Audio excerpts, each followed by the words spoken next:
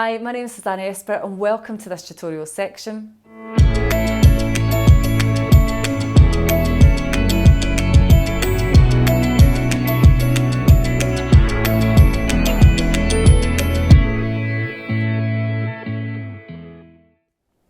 Hi, welcome to this mini tutorial. Today I'm going to show you some hints and tips on how to use stencils. So in this tutorial, I'm going to share with you some hints and tips that I use every day in my stencil business to allow me to stencil on any cakes at all. So if you're ready, let's get going and I'm going to show you all the little things that you need in order to stencil like a boss. So first up, you need some royal icing. So this is just your typical royal icing. It's not going to fall off my spatula. It's really lovely and white. And to get it really looking white, I've added some super duper whitener, which is titanium dioxide. So this stuff is just a white powder that you add to your royal icing. So I typically use royal icing powder. I mix up into a paste using my stand mixer. And then I'll add a little bit of water to it in order to make this really beautiful thick royal icing that we're going to use on our cakes. So the super duper white, what it does is it adds a base to your royal icing so that the white pops. So if you ever want to stencil on top of a white wedding cake and you want to see the stencil, add some super white and it's going to allow that white to differentiate itself from the background. Also, this is a perfect base for adding colours. So if you don't want a wishy-washy look on your stenciling, add a little bit super white and it's going to make those colours really pop from your cake. Okay, next up we need the stencils. So of course, to stencil, you actually need some stencils. So I have two of my stencils here. You may have purchased these already or it might be on your wish list. I'm going to show you two ways to stencil. I'm going to show you how to wrap this around a cake and attach it to your cake. And this way I'm going to actually show you how to do it by panelling on top of a stretch of modelling paste. And this is going to give you options when it comes to using different styles and different types of stencils. So what's handy about these stencils is it comes with these lovely little holes on here and some sections that are cut in the side. Now this is to allow us to use something like Stencil Grabber. So this is typically the Stencil Grabber here. This is material that sticks to itself. What it does is you feed it through the little section here. Okay, then you use a bulldog clip to attach it. You wrap it around your cake and then you stretch this round the back of your cake. It doesn't cause any damage. You do have to let your cake set up overnight. Wrap this round, attach it to the other side and then you're good to go.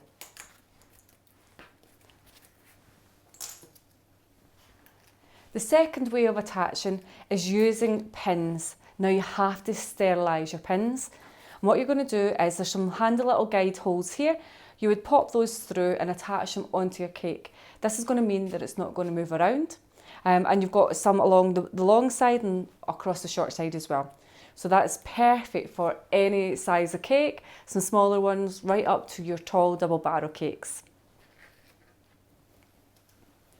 Please do make sure you sterilise those pins and please do make sure you account for each pin that you place on the cake at the end so that you're not handing over a cake with a pin to any of your customers. Okay, so you know about the essentials that you need before you royal ice. The next thing you're going to have to do is actually test your royal icing out. So I have my royal icing here. It's got the super white in it. It's not particularly runny, which is the best part. And I've got a little scraper here. We're going to apply it onto another stencil. So I always test out my royal icing first before I go anywhere near a cake. So I have a board behind here. This is just a ganache board. And I'm going to apply some of the royal icing, scrape it off, and then have a look at the pattern. So let me just take a little piece of this royal icing. You don't need much at all. This is just a test. I'm going to hold down my stencil and I'm going to go over the top in a nice sweeping motion. And then I'm going to basically use a scraper just to pull that off, okay? Then what I'm going to do is basically just lift this up, peel it off really gently and then have a look at the pattern that's left behind. So here I can see that the pattern is really, really clean. It's not bleeding into the other lines. It's very much raised and succinct, and you can see that it's white. So this is going to be perfect on top of a cake, and so therefore we have the correct consistency. If you found that it was all smudged and going underneath the stencil, then you know that it's too liquidy. So please add a little bit more royal icing to your stock, mix it up, and then try again. So in order for your royal icing not to dry out, you want to dampen up some tissue paper or a clean cloth, and you want to make it wet and just lay that on top of your bowl, and that's going to stop your royal icing crusting over while you work. So let me just grab that cake and we'll get started. So here I have my cake. I already attached my stencil to it. So we're using some fundamental stuff here as well. So we're also using some tulle. This is like a little roll of mesh fabric that's going to allow us to hold in that stencil to the surface of the cake. This is particularly useful if you've got any pokey out pieces. And what it looks like, it's just a roll of material. So you can get this from lots of different suppliers, and I'll put some in your notes below. And this mesh stuff here is just going to attach this to your cake to make sure that none of that royal icing slides behind your stencil. It's going to keep it really, really nice and contoured and sharp, and keep your edges beautifully clean. Okay, so what I've done is I've gone ahead, cut it to the size of the stencil, popped in some pins at the side, and made sure that the stencil is super tight to the cake. Next, we're going to go ahead and we're going to start stenciling this cake. Okay, so if you see here at the side here, I normally start at one side and I'll do a section about 2 or 3 inches at a time, and then I'll scrape down and then move to the next section. So that's exactly what I'm going to do just now. So let's get started on this side here. So I have my royal icing, and I'm going to go ahead and just up and down the side of this cake, right to the top, right to the bottom. Okay. Just make sure all the little bits are covered with royal icing. Now, the main thing to note is to not go over your line here. So you want to make sure that your cake is completely protected in the areas where you do not want your royal icing to be. Okay, so just spread that up and down. Next, you're going to go ahead and you're going to scrape this off. So I'm going to scrape away from myself, make sure I'm holding this back. I'm going to start here and scrape along the way, and then scrape this off. Okay, move down. Again, start at the edge and scrape it away from myself.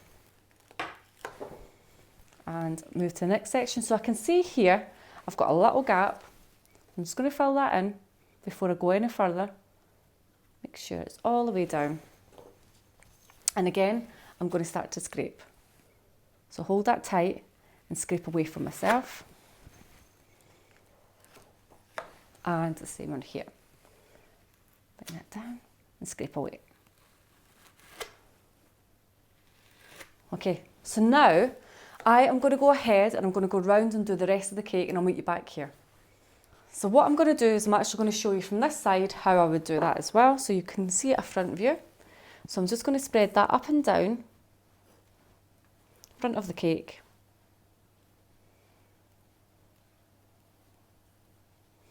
Okay, you want to watch what you're doing. You want to go down the sides, make sure you're catching all of that detail. I'm going to lift that up here. And I work in 2 to 3 inches at a time. So now what I'm going to do is go ahead and scrape that down. I'm going to scrape that towards me. Very gently, just lift it off before I come off the side of the stencil. Just going to make sure I've got a clean finish to the stencil. Okay, so now what I'm going to do is I'm going to go ahead with the rest of the cake, and I'll meet you back here. Okay, so I've actually gone round and I've stenciled this first section, so now we have to remove the pins. Okay, so I'm going to go ahead and take them off at one side. Okay, hold it down and take it off at the other side. And then I'm going to hold it at one side whilst I peel it off in one go. Okay. And then we're going to have a look at what we've just done. So there you can see we've got our lovely stencil pattern. It's looking really, really lovely and clean. So now I'm going to go ahead and go and wash this stencil. In the meantime, the actual royal icing will be drying. Then I'm going to come back, match up the stencil pattern, and then I'll continue again. So I'll meet you back here in a few minutes. Hi, so welcome back. So I've matched up the pattern. Now I'm good to go again to start stenciling. So what you want to do is you want to match up the side that looks the best, because sometimes there are some little blemishes. So always look to match up the pattern where you've got your best side so that you've got plenty of options when it comes to showing a stencil. So I'm going to go ahead and just stencil this section, and then I'll meet you back here when I'm on the final leg. Hi, so welcome back. So I'm on my last stretch here. I've matched it up to the side here that I feel looks the best, and I've just got this little section here. So what I've done is I've pinned just beyond that section so that I don't run into the rest of the royal icing. So I'm going to stencil this, and then I'm going to peel to reveal at the end. So here we have our finished stencil cake. I hope you've enjoyed that tutorial on how to stencil on a cake. Thank you so much for watching the videos. I hope you found some very useful hints and tips that's going to help you on your cake journey. Now if you'd like to sign up for the next videos, make sure you subscribe below, and I'll see you there.